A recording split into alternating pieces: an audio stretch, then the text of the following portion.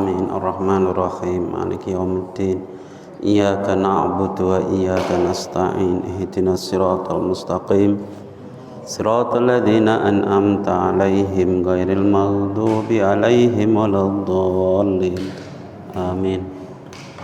Tsumma ila arwahi ikhwanihi minal anbiya wal mursalin wal awliya tsumma ila arwahi awliya tsumma ila arwahi ikhwanihi minal anbiya wal mursalin wal awliya wa syuhada's shalihin wassahabati wat tabi'in wal ulama wal musannifin wal malaikatil muqarrabin tsumma ila arwahi amatil arba'ah wal arwahi awliya sifin nasya syanillahi lahumul fatihah.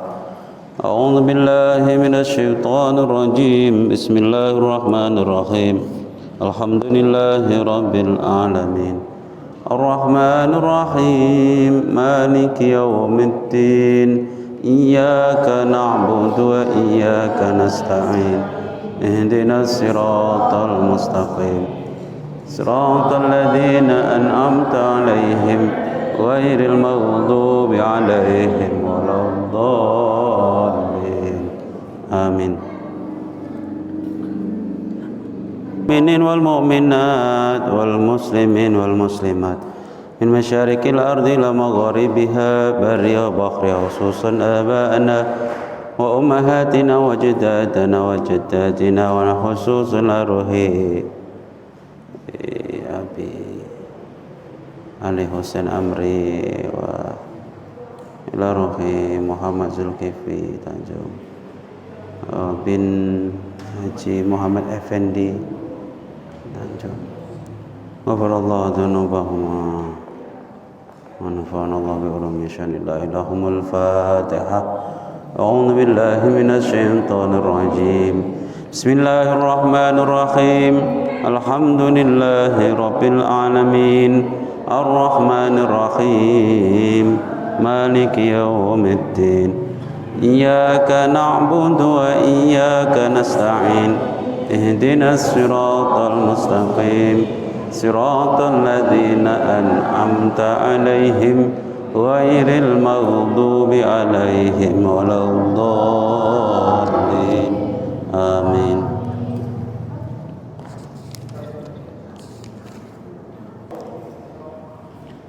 Assalamualaikum warahmatullahi wabarakatuh.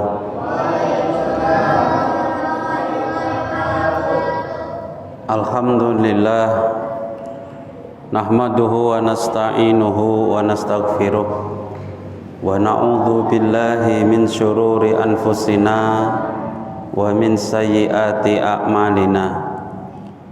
May yahdihillahu fala mudhillalah wa may yudlilhu fala hadiyalah. Asyhadu an la ilaha illallah wahdahu la syarikalah wa asyhadu anna sayyidana Muhammadan abduhu wa rasuluhu la nabiyya ba'dah. Allahumma salli ala sayyidina Muhammadin wa ala alihi wa ashabihi ajmain, amma ba'du.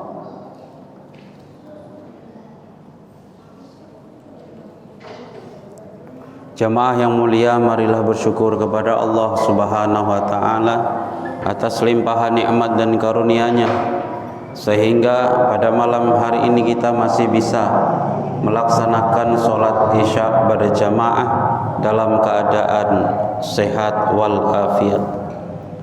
Salawat beriring salam semoga selalu tercurah kepada Nabi Muhammad sallallahu alaihi wasallam yang selalu kita harapkan syafaatnya di hari kiamat. Jamaah yang mulia, melanjutkan kajian sirah nabawiyah dari bab sebelumnya, yaitu kita sudah sampai pada hari kelahiran Nabi Muhammad sallallahu alaihi wasallam. Setelah nasab-nasab, kemudian kita akan membahas hari kelahiran Nabi sampai dengan setelahnya. Kita tahu bahwa Nabi Muhammad sallallahu alaihi wasallam dilahirkan di tengah keluarga Bani Hashim, yaitu di Mekah pada Senin pagi 9 Rabiul Awal. Ini di dalam kitab Rahiqul Makhtum. Tapi yang masyhur di tarikh Islam di dalam kitab Nurul Yakin, Khulasan Nurul Yakin juga yang kita pelajari di waktu kecil, itu adalah Senin 12 Rabiul Awal. Ini supaya kita tahu perbedaan di antara ulama. Ya kalau dari kecil kita sudah hafalkan, Nabi Muhammad lahir di kota Mekah hari Senin 12 Rabiul Awal. Nama ayahnya adalah Sayyid Abdullah, nama ibunya adalah Siti Aminah. Kita sudah tahu semua. Nah sekarang agak ditambah wawasannya. Di dalam kitab Rahiqul Makhtum dikatakan 9 Rabiul Awal, permulaan tahun dari peristiwa gajah. Pas itu adalah peristiwa gajah di mana Raja Abrohah dari Yaman ingin menggempur Ka'bah, ingin dirobohkan itu Ka'bah. Kenapa mau dirobohkan? Raja Abrohah cemburu karena semua orang mendatanginya ke Ka'bah, bukan ke Yaman. Maunya Abrohah itu datangnya ke Yaman, tempat istananya Abrohah. Rupanya ndak ada yang datang ke sana, malah tetap datang ke Ka'bah. Karena memang dari dulu-dulu Ka'bah inilah tempat haji. Lah kok Raja Abrohah cemburu, ngiri. Kok kenapa semua datang ke Ka'bah, kok enggak ke Yaman tempat kami saja? Kita hancurkan sajalah, dihancurkan. Tapi sebelum dihancurkan, baru sampai perbatasan, ternyata gajah-gajah yang dinaiki oleh tentara Abrohah itu berhenti, ditarik-tarik, dipukuli, tetap nggak mau maju sampai di perbatasan kota Mekah. Kenapa begitu? Dikarenakan perbatasan kota Mekah ini dijaga ketat oleh para malaikat. Perbatasan kota Mekah ini yang jaga malaikat. Makanya bapak-bapak nanti kalau pengen aman, Dajjal nggak bisa masuk ke mana? Ke Mekah nggak bisa masuk, ke Madinah nggak bisa masuk. Kenapa? Yang jaga bukan polisi, tapi polisi gaib. Siapa? Malaikat. Makanya gajah pun mau masuk, mundur meneh, balik meneh. Tapi qadarullah gajah ini tetap maju, karena dipaksa terus maju tetap. Gajah sudah tahu. Ya, gajah sudah tahu. Ini kalau dilanjutkan binasa ini. Terakhir betul, baru mendekati Ka'bah, ternyata Allah kirim pasukan burung yang diabadikan dalam surah Al-Fil, yaitu burung ababil. Pas waktu itulah tentara Gajah Abrohah dihancurkan, dibinasakan oleh Allah. Ini ulama berpendapat salah satu cara Allah memuliakan kelahiran Nabi Muhammad sallallahu alaihi wasallam. Satu, tentara Abrohah yang ingin menghancurkan Ka'bah dihancurkan oleh Allah Subhanahu wa taala. Pas hari kelahiran Nabi itu kalau dihitung pakai kalender Masehi, ini kan ngitungnya 12 Rabiul Awal atau 9 Rabiul Awal dalam kitab Rahiqul Makhtum. Itu Rabiul Awal pakai bulan Hijriyah.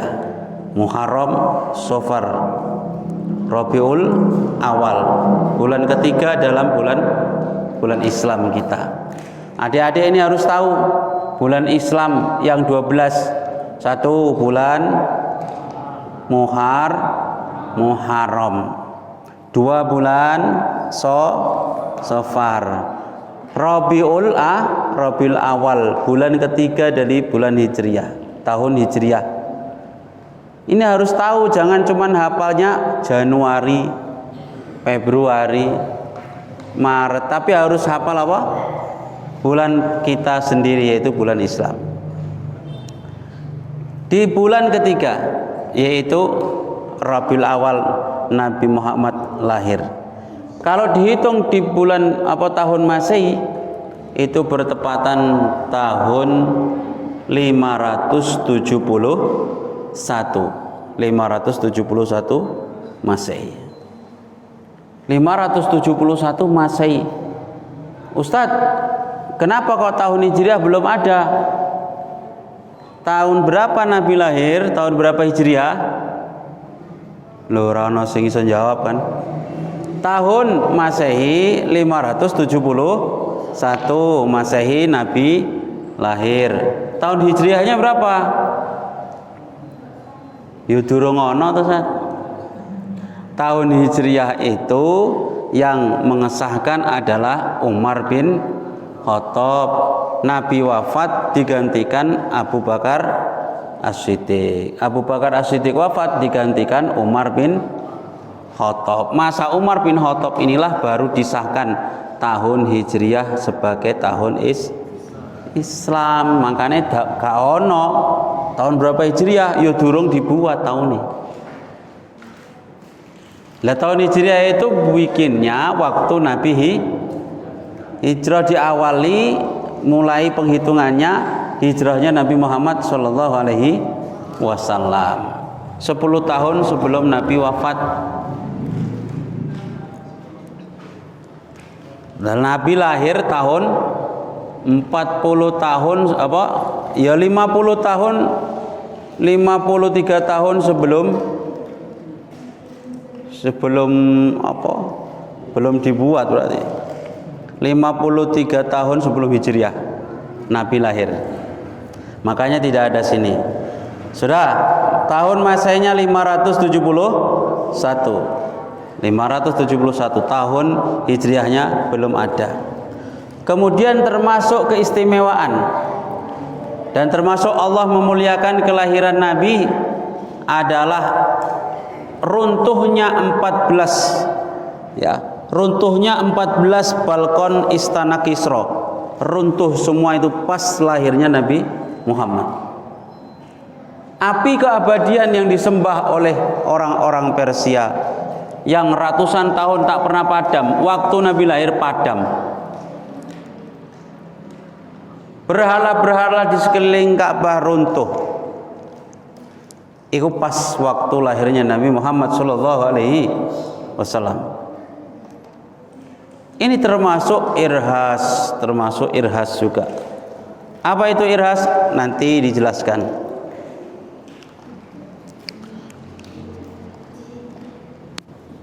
Diriwayatkan juga bahwa ada beberapa bukti pendukung kerasulan. Nabi ada yang meriwayatkan Nabi sudah dihitan sejak lahir. Tapi ada yang meriwayatkan juga Nabi dihitan oleh kakeknya Abdul Muthalib 7 hari setelah lahir. Kemudian kita tahu bahwa Nabi Muhammad ketika kecil itu sudah tidak punya ayah, karena ayah Nabi itu sudah wafat. Ayah Nabi Muhammad sudah wafat ketika 6 bulan berada di kandungan. Kita sudah sama-sama tahu. Berarti lahirnya Nabi tanpa ayah.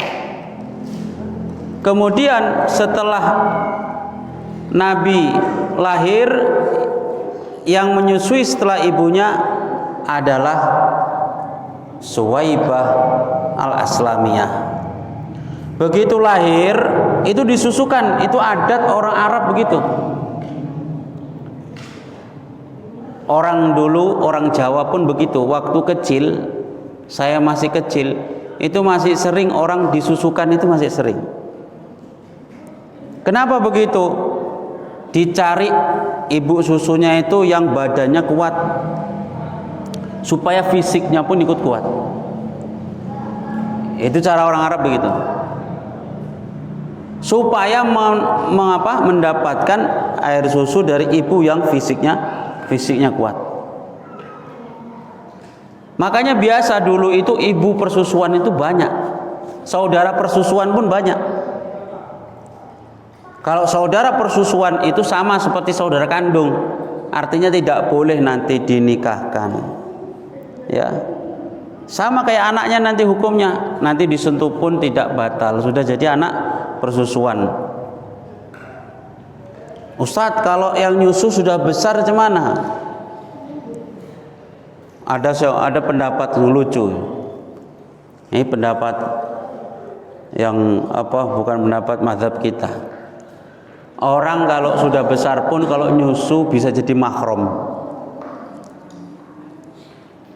Orang kalau sudah besar, ya, nyusu sama ibu persusuannya, ada yang bilang itu pun masih jadi mahram. Dalam fikih kita mazhab Syafi'i, yang menjadi mahram itu kalau yang disusui itu belum balik. Ya kalau misalkan sudah balik, sudah besar, ya mau nyusu entek sak gentong pun ya gak iso jadi mahram. Makanya sampai ono lucu pendapat, Ustaz, saumpama ada suami nyusu ning istri semana jadi mahram itu. Ono wae. Ada tetangga misalnya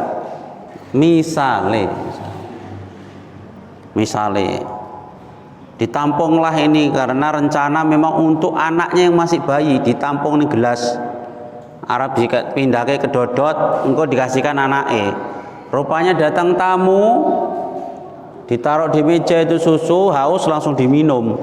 Lah jadi mahrome kok. Nah, kan lucu kadang pendapatnya. Ya. Syaratnya 5 kali kenyang. Khamsu radhaat, 5 kali kenyang disusui. Anak kecil baru menjadi mahram, baru menjadi anak persusuan. Nek wis gede wis balik, ya wis gak iso dadi mahram. Lah Nabi saudara persusuannya banyak. Termasuk Hamzah, pamannya sendiri. Hamzah bin Abdul Muthalib itu statusnya paman kandungnya. Tapi karena disusui sama oleh Suwaibah al-Aslamiyah, jadi saudara persusuan juga waktu masih kecil. Sisi lain, Hamzah juga pamannya Nabi. Makanya Nabi itu sangat sayang sama Hamzah bin Abdul Muthalib. Statusnya keluarga paman kandung, tapi kecil disusui sama oleh Suwaibah al-Aslamiyah. Suwaibah al-Aslamiyah ini sopo? Budaknya Abu Lahab. Abu Lahab itu punya budak namanya Suwaibah. Suwaibah itu ketika Nabi lahir, saking senengnya Abu Lahab, dikasih tahu siapa? Dikasih tahulah Abu Lahab sama Suwaibah, Tuan, keponakanmu sudah lahir. Karena Abu Lahab ini pamannya sendiri, pamannya Nabi. Abu Lahab itu dulur kandung, saudara kandungnya Abdullah. Abdullah itu ayahnya Nabi. Berarti Nabi Muhammad itu keponakannya Abu Lahab. Ngono kok dadi musuhi. Paman kandungnya tapi dadi musuhi. Waktu kecil lahir, Abu Lahab itu seneng mendengar ponakannya lahir itu seneng. Saking senengnya apa kata Abu Lahab? Wes urusi keponakanku itu, susui. Nanti kalau kamu sudah susuiku, bebaskan kamu, ku merdekakan kamu, nggak akan jadi budakku lagi. Suwaibah sewenang, itu termasuk berkah juga bagi Suwaibah al-Aslamiyah. Kalau bisa menyusui nanti Nabi, ya, maka akan dibebaskan. Sebelumnya budak, kemudian dibebaskan. Apa nggak seneng kali? Wes disusui Suwaibah al-Aslamiyah, nggak lama kemudian dipindah. Siapa lagi yang menyusui setelah Suwaibah al-Aslamiyah? Ada namanya Halimatus Sa'di. Halimatus Sa'di, ya anak-anak pengen dapat hadiah kok, ya, pengen dapat hadiah, dengeri nanti ditanya, jawab dapat hadiah.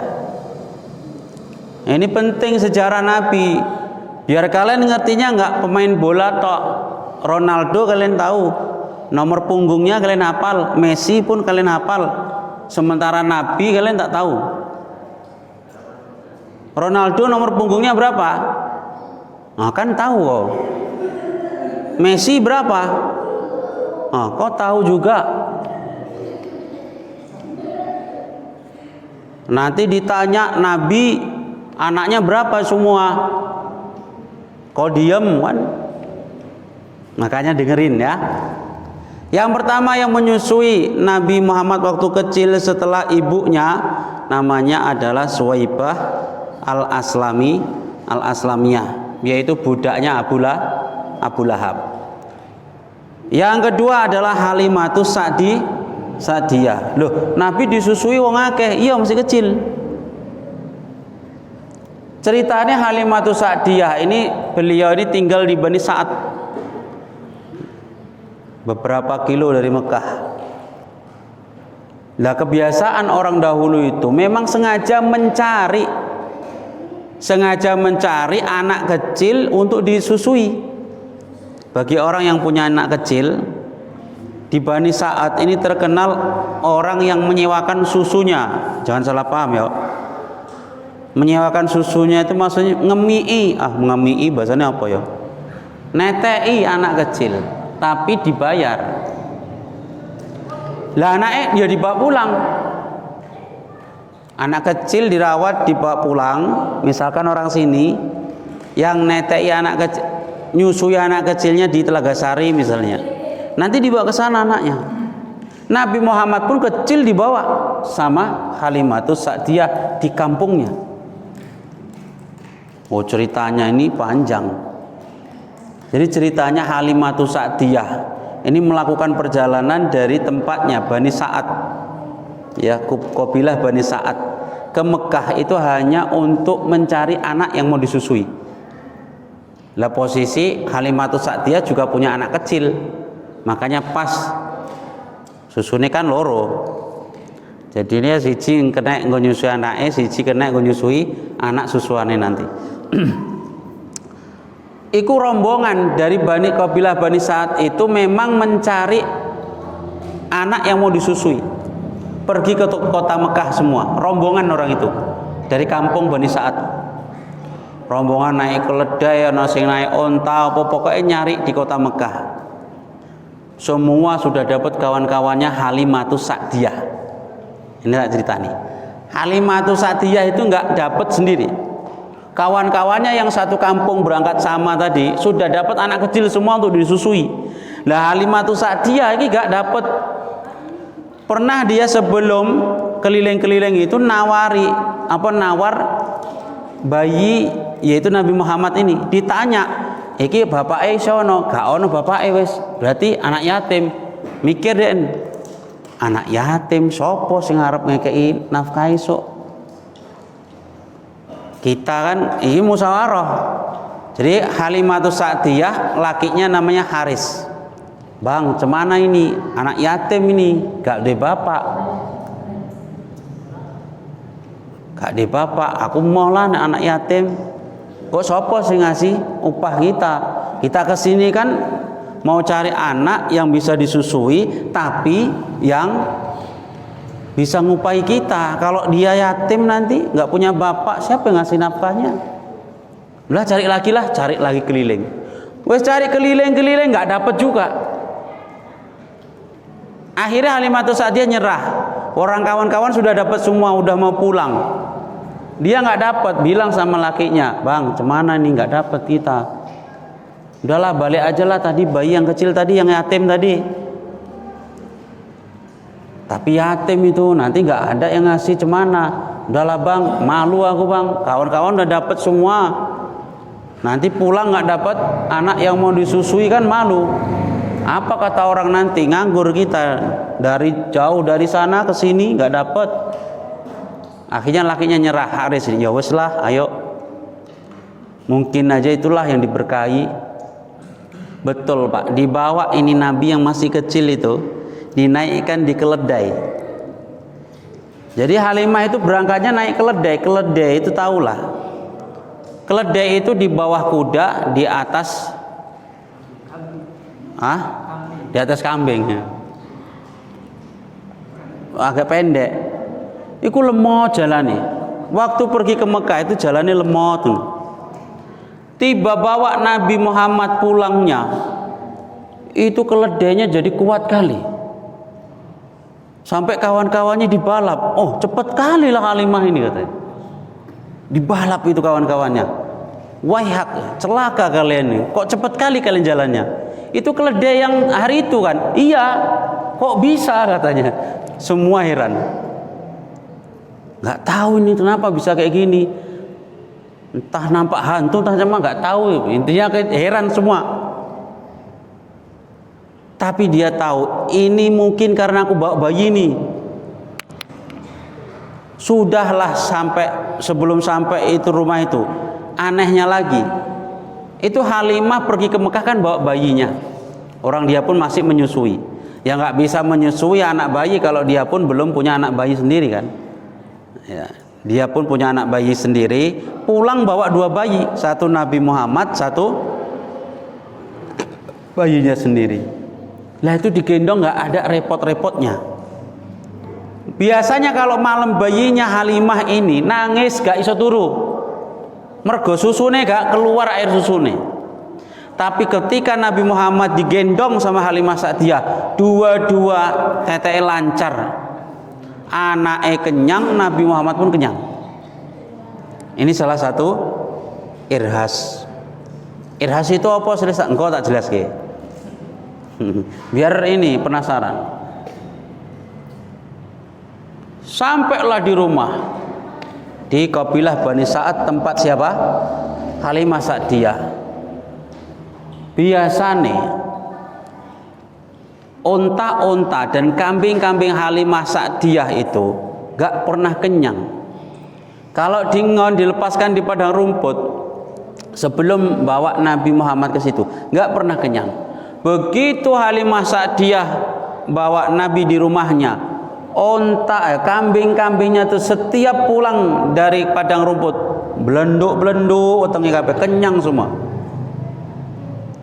Sampai tonggo-tonggone Halimah Sa'diyah ngiri. Juragan-juragan kambing, juragan onta itu nengok kambing-kambing dan ontanya Halimah. Itu ngiri. Halimah punya onta yang sudah tua, enggak produktif lagi air susunya. Ketika Nabi dibawa ke situ, tinggal di rumahnya, onta yang tadi tak produktif, susune mentes-mentes meneh. Oh, termasuk irhas. Ya, pokoknya medok ya wes, biarin. Aku memang Jawa. Kambing-kambing yang setiap hari biasanya nggak pernah kenyang. Begitu Nabi di situ, pulang-pulang kambingnya itu kenyang semua. Juragan kambing tetangga Halimah bilang sama yang tukang ngangonnya, "Hei, kok kalau ngangon itu sama kambing-kambingnya Halimah napa? Cari di mana itu tempat ngerumputnya kambing-kambing Halimah itu. Masa kambingnya Halimah kenyang semua? Kambingku kempit-kempit, perutnya nggak ada yang kenyang." Ya wes, juragan, sesuk tak gawa ning dekat kambingnya Halimah. Dibawalah di dekat kambingnya Halimah ngangonnya.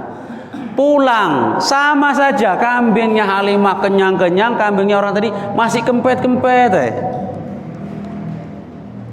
Maka jadilah kambingnya Halimah gemuk-gemuk, cepet beranak, air susunya pun banyak, kenyang terus tiap hari.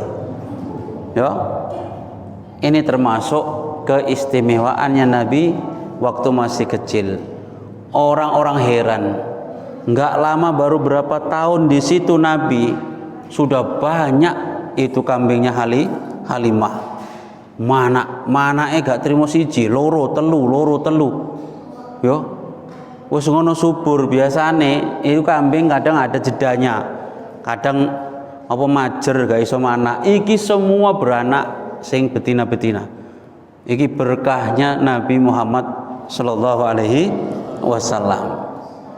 Makanya ketika umur Nabi itu sudah mulai waktunya dikembalikan, sudah mulai mau dikembalikan, 2 tahun sudah dikembalikan ke orang tuanya, mau dibalikkan tapi dibujuk balik sama Halimah Sa'diyah. Tuan kalau bisa ini sama saya sajalah, ini sama saya sajalah. Kenapa begitu? Karena saya melihat di Mekah ini makin banyak penyakit, gitu-gitulah dibujuk. Di Mekah ini, di kota ini makin banyak penyakit, apalagi sekarang ini musim corona. Kalau sekarang gitu mungkin bagus di kampung sajalah, kayaknya di Mencirem ini aman. Ya, memang dulu orang-orang yang terkenal kuat fisiknya itu di kabilah Bani Sa'ad, fisiknya kuat-kuat. Akhirnya Abdul Muthalib yang waktu itulah yang menjadi kakeknya Nabi, ya wes dikasih, bawa lagi, dibawa balik ke kampungnya, disusui sama Halimah Sa'diyah maneh. Saking nampak keberkahan Nabi ketika diajaknya. Maka Haris lakinya itu bilang, kamu ndak salah milih bayi, gitu. Dek, kowe nggak salah milih bayi. Iki bayi benar-benar membawa keberkahan. Sayang kalau dibalikkan ke orang tuanya. Sudahlah sama kita aja, katanya. Sampai ngono lagi. Ya. Nah, kemudian saat tadi saya nyinggung irhas. Irhas itu apa sih, Ustadz?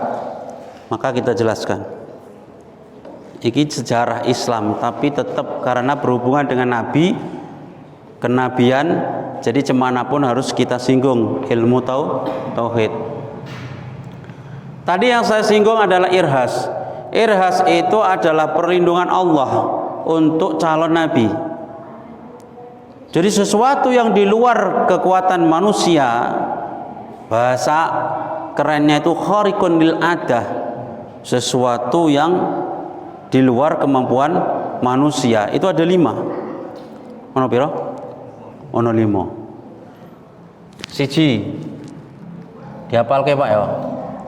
Siji mukjizat.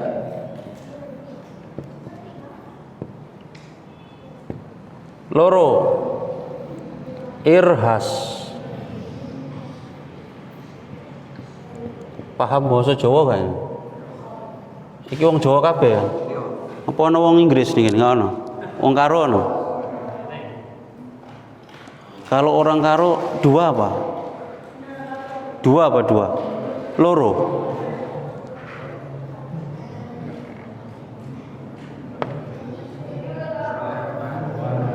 Hah? 2 sama juga ya?